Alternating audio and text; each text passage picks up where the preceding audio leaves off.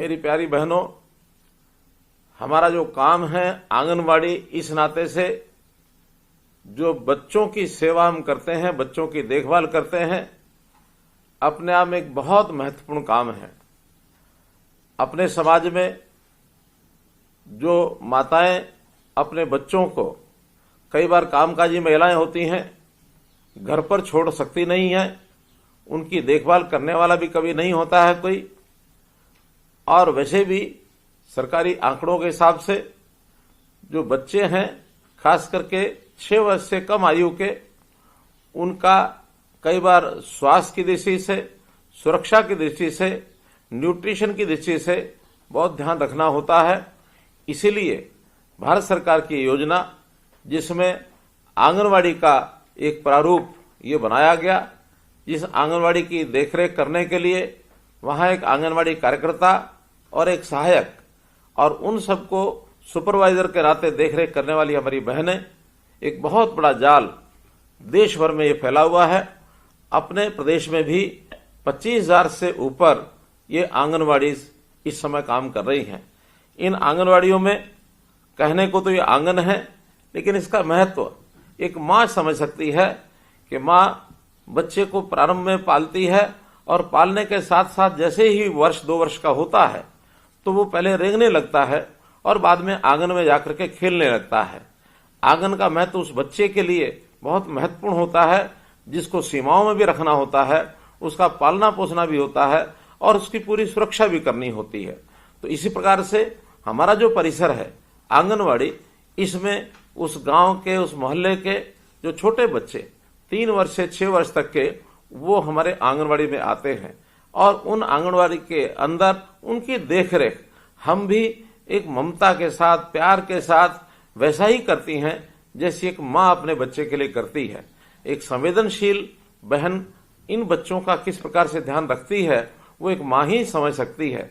तो इसीलिए इस व्यवस्था में सभी बहनों को ही लगाया गया है ताकि बहनें अच्छी प्रकार से इसकी देखभाल कर सकें। अगर माँ के बाद बच्चे के पालने में किसी का अगर रोल आता है तो आपका आता है। एक बड़ी बात, आखिर आंगनवाड़ी सभी सरकारी व्यवस्थाओं में चलती है और सामान्यतः समाज में देखा गया है कि इन सरकारी व्यवस्थाओं पर लोगों का विश्वास नहीं होता। लेकिन आपके ऊपर कितना विश्वास है कि एक बच्चा जो माँ का एक जिगर का टुकड़ा होता है और उस बच्चे की पूरी भरोसा करके आपके जिम्मे छोड़ करके जाती हैं कि आप सुबह से सायंकाल तक उस बच्चे का ध्यान रखेंगी। तो एक बहुत बड़ा एक विश्वास का, एक बहुत बड़ा एक भरोसे का ये काम आप कर रही हैं। बहुत सराहनीय ये काम है। अब इस काम में कितनी कठिनाइयां आती होंगी, मैं तो एक उदाहरण के साथ आपके सामने ये विषय रख सकता हूं। मैं भी जब अपना स्कूल और कॉलेज जाने का समय था, उस समय एक संस्था से जुड़ा हुआ था और उस संस्था के माध्यम से कुछ बच्चों के लिए काम किए जाते थे। तो एक उस संस्था के माध्यम से बहुत बड़ा शिशु संगम ये लगाया गया और हम चूंकि संस्था के कार्यकर्ता थे तो हमको उस शिशु संगम में व्यवस्था का काम दिया गया और वो बच्चे, छोटे बच्चे 5 साल से 8 साल 9 साल तक के, उसमें 3 दिन तक व्यवस्था में रहने के बाद पता लगा कि बच्चों की कितनी कठिनाइयां होती हैं। बच्चे कई बार वहीं गंदगी कर देते हैं, बच्चे कई बार रोने लग जाते हैं, बच्चे को छोटी मोटी तकलीफ हो जाती है, तो कैसे उनके कपड़ों को भी साफ करना, समय पर उनको जो आवश्यकता चीज की होती है उसको देना, पिलाना। अब ये एक कठिन काम जो आज से लगभग मैं कह सकता हूं कि 50 साल पहले जिसका अनुभव मैंने किया था कि उन छोटे छोटे बच्चों की 3 दिन तक की जो सेवा की, उन बच्चों की आयु तो 5 से 8 वर्ष थी, लेकिन आप तो 3 और 6 वर्ष के बीच के बच्चों का ध्यान रखती हैं। बहुत ही ये सराहनीय काम है उन बच्चों को संभाल कर के रखना। जिस भवन में हम उन बच्चों को रखते हैं, अर्थात जो आंगनवाड़ी होती है, वहां भी एक सुरक्षित भवन उसकी आवश्यकता होती है। कभी कभी तो उसके अभाव में हम लोग काम करते हैं।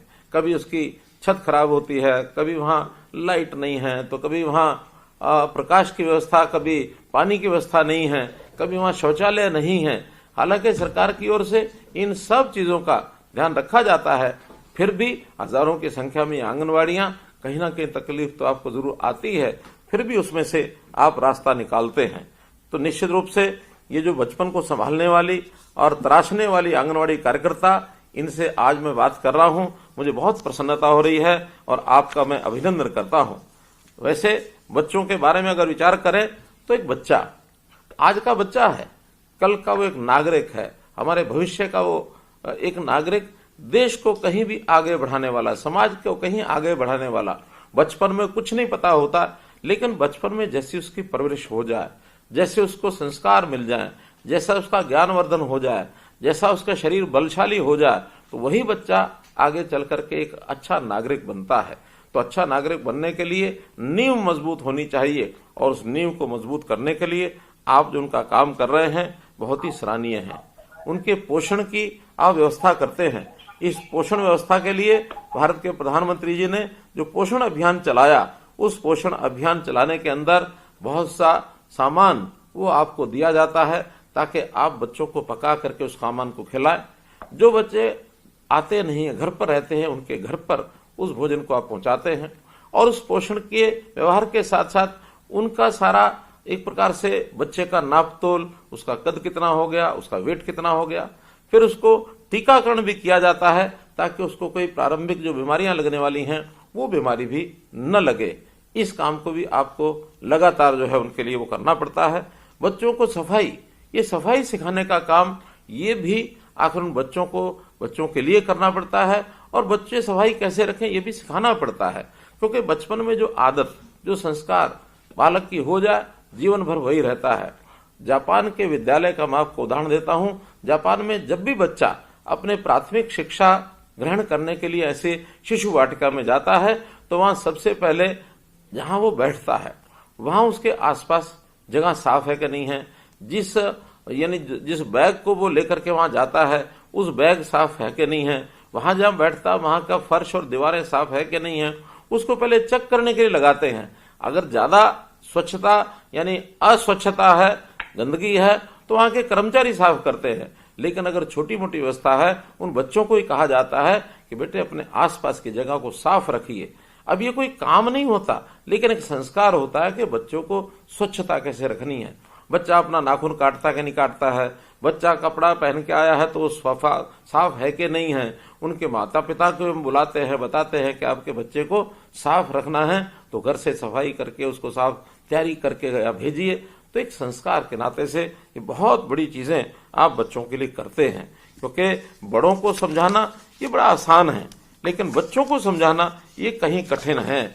आप इस कठिन काम को जो करते हैं और इसके लिए आपने उनका जो कुल मिलाकर के संभाल करते हुए, जैसा मैंने बताया कि उनका डाटा भी आप तैयार करते हैं। अभी तक डाटा हम अपने रजिस्टर पर ये रखते रहे हैं, लेकिन अब आपको मोबाइल के साथ ऐप भी दी गई है कि आप उस डाटा को अपडेट करिए, और हर दिन अपडेट करेंगे तो उसका डाटा एक सर्वर में जाकर के और एक प्रकार से जानकारी सबको मिलती रहेगी, और एक प्रगति कैसी हो रही है इसका भी हम ध्यान रखेंगे।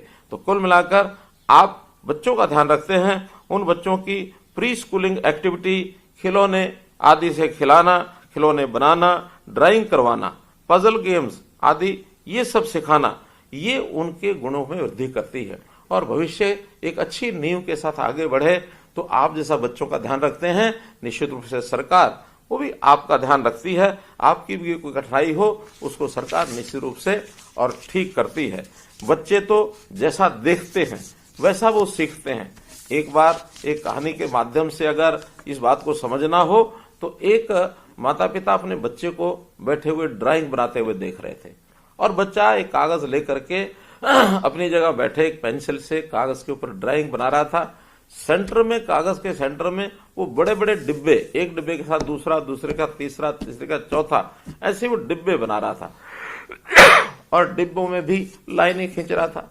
बाद में थोड़ी देर बाद उस बच्चे ने उसी कागज के कोने पर छोटे छोटे डिब्बे बनाने शुरू किए, और वैसी भी उस पर लाइनें खींच दी। माता पिता बड़ा खुश हो रहे थे कि देखो हमारा बेटा छोटी आयु में भी कितनी अच्छी ड्राइंग ये कर रहा है। जब पिताजी ने पूछा, बेटे ये ड्राइंग बनाई है, ये डिब्बे बनाए हैं, क्या बनाए हैं?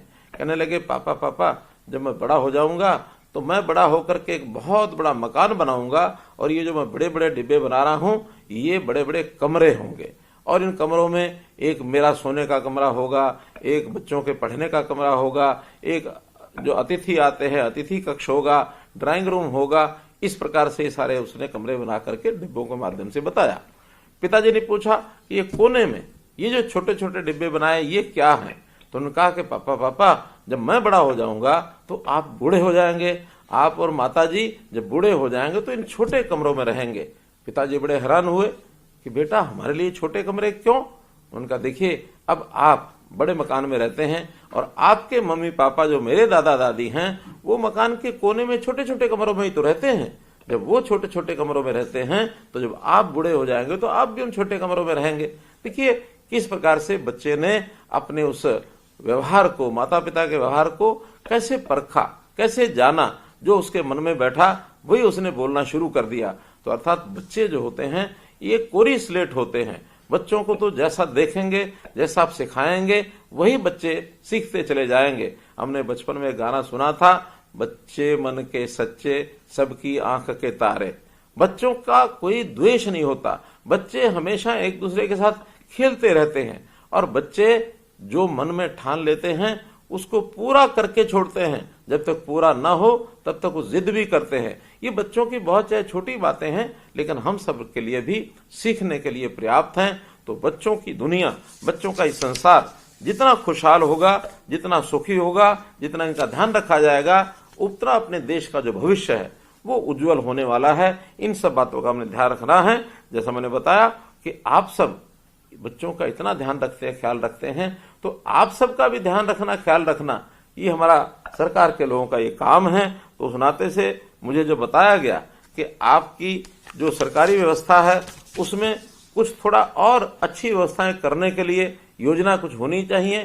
तो मैंने कहा कि आज चूंकि मैं सभी हमारी बहनों को, आंगनवाड़ी जो हमारी कार्यकर्ता हैं, जो हमारी सहायक हैं, उन सबके साथ बातचीत कर रहा हूं, मैं स्वयं उनको बताऊंगा कि हमने जो उनके मानदेय हैं, जो मानदेय अभी तक आपको, यानी आंगनवाड़ी कार्यकर्ता जो 10 वर्ष से ऊपर की कार्यकर्ता है, क्योंकि इसके दो भाग ये हैं, 10 वर्ष से कम काम करने वाली कार्यकर्ता और 10 वर्ष से ऊपर अधिक सेवा देने वाली कार्यकर्ता। तो जो अभी तक 10 वर्ष से ऊपर जो सेवा देती है वो कार्यकर्ता अपनी है, उसका जो मानदेय है अभी 12,661 रुपया है। तो आज से उसको बढ़ाकर मैं 14,000 रुपया देने की घोषणा करता हूं। लगभग 1,339 रुपया इनका बढ़ जाएगा और ये 14,000 रुपया पाएंगी। इसी प्रकार जो 10 वर्ष से कम काम की जो सेवा जिनकी हुई है, या फिर जिनको मिनी आंगनवाड़ी कार्यकर्ता हम कहते हैं, तो मिनी आंगनवाड़ी कार्यकर्ता और 10 वर्ष से कम काम करने वाली ऐसी हमारी जो कार्यकर्ता हैं, इनका अभी तक का मानदेय है 11,401। इसको बढ़ा करके 12,500 रुपया आज से किया जाता है। इनकी वृद्धि भी लगभग 1,100 रुपया महीने की ये की जाती है। इसी प्रकार आंगनवाड़ी जो हेल्पर हैं, इन आंगनवाड़ी हेल्पर्स का अभी तक का मानदेय है 6,781। इसको भी बढ़ा करके 7,500 रुपया किया जाता है, अर्थात 719 रुपए की वृद्धि इसमें भी की जाती है। ये जितना भी मानदेय दिया जाता है ये भारत सरकार और हरियाणा सरकार का जो एक मिला करके, और ये मानधन 60% और 40% के शेयर में दिया जाता है। कई बार ऐसा भी ध्यान में आता है कि जितना आपको दिया जाता है उसमें जो भारत सरकार का 40% का हिस्सा है वो काफी कम रहता है, लेकिन उसकी पूर्ति हमेशा हरियाणा सरकार करती है। तो इसलिए इसमें भी अभी भारत सरकार का हिस्सा तो बहुत कम है, लेकिन फिर भी उनके जो 60% का शेयर है वो हरियाणा सरकार लगातार देती रहेगी।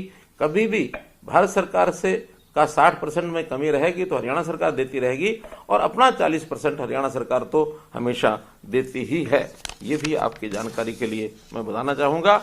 और ये मानधन सारे देश भर में मैं कह सकता हूं, चाहे वो आंगनवाड़ी कार्यकर्ता का हो, चाहे आंगनवाड़ी सहायक का हो, ये देश भर में सर्वाधिक है।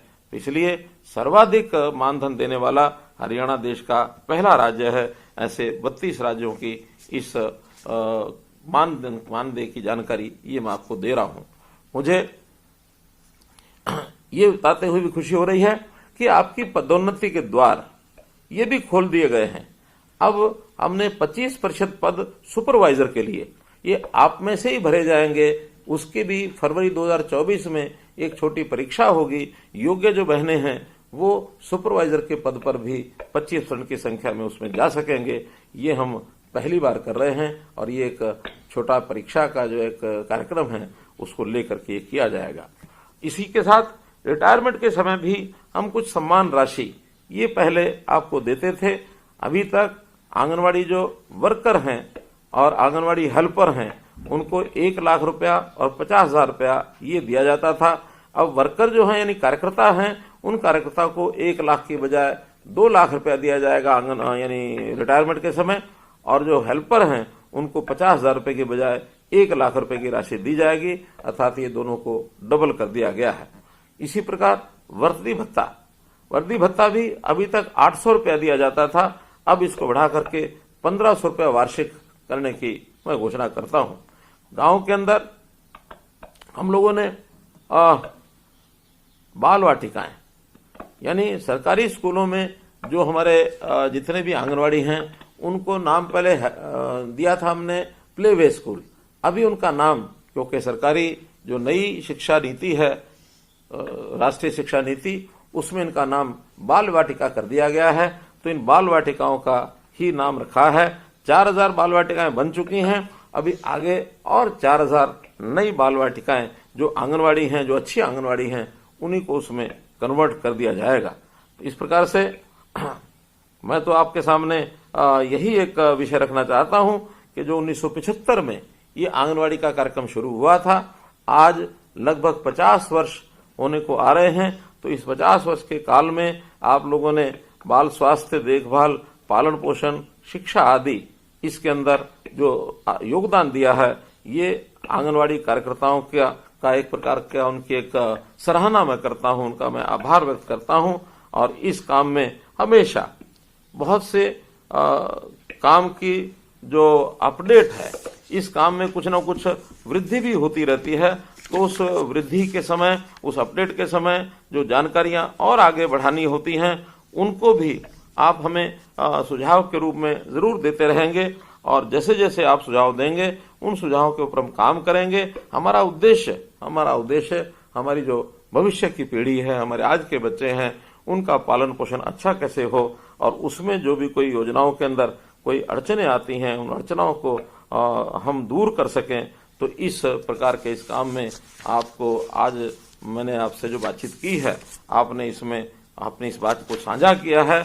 आपके अनुभव भी निश्चित रूप से अगर हमको प्राप्त होंगे, सुनने को मिलेंगे, तो उस अनुसार और ज्यादा इसमें आगे बढ़ाएंगे। आपने मेरी बात सुनी, आपका बहुत बहुत धन्यवाद, बहुत बहुत आभार।